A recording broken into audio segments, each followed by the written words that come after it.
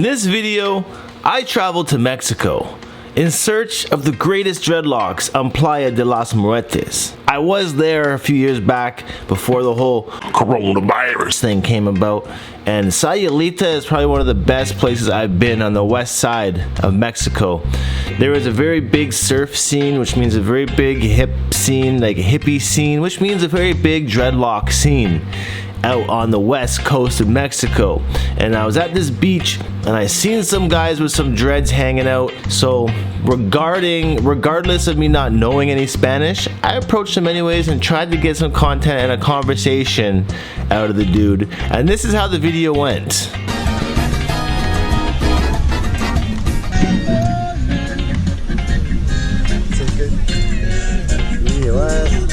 This for me? I can have? Yeah. Oh, I like your rastas. You say rastas, right? Yeah, see. Can I get a video of it? Sick. Look at it around the back. Nice. That's wicked. How long have you had? How many years? 1 year. 1 year? 1 year. Oh, cool. Nice. 5 years? Yeah. 3. This. No, I just grow like natural. Yeah. I went over and talked to those guys, and all I said was I don't know much Spanish, and they hooked it up. And he had cool dreads like Bob Marley, not Ozuna, that are 1 year old. So it's important to know to have your fellow dreads back.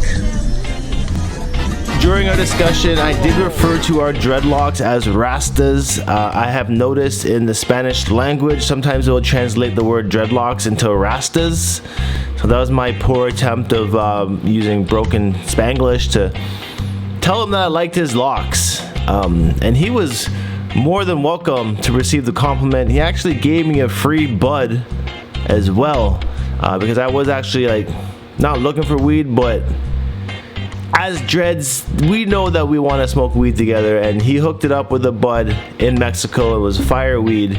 Couldn't have been better. And then in this next part, we went into town to walk around Sayulita, and I noticed this one guy working at this shop for a animal sanctuary that we knew of, and he also had dreadlocks, more of a shaved sides and a shorter top. But he was also willing enough to give us a quick clip of his locks as well. Hola, ¿cómo estás? Yo, can I see your dreads? Can I see your rastas? Oh, what? Sick. Can I get a picture of it? Now I guess the best thing about traveling for me sometimes is just meeting different unique individuals, different characters. I love exploring and seeing what kind of locks people have out there. So if you guys are into the lock community, think about traveling to places that have big surf communities, have big hippie communities.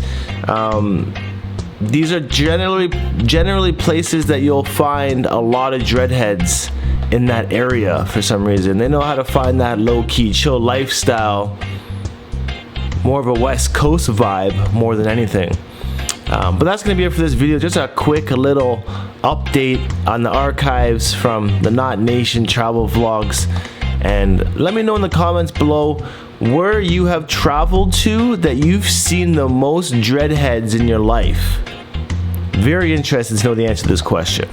For me, the most dreadheads I've ever seen is probably at reggae events, reggae festivals here in Toronto, or out on the west coast in British Columbia. Definitely see a lot of dreadheads out there as well. Anyways, thanks for watching. I'll see you guys next time. Check out the shop if you haven't yet already. I got new swim caps available in the color black. I'll leave a link up in the card here. You can check them out. See you guys next time. Peace.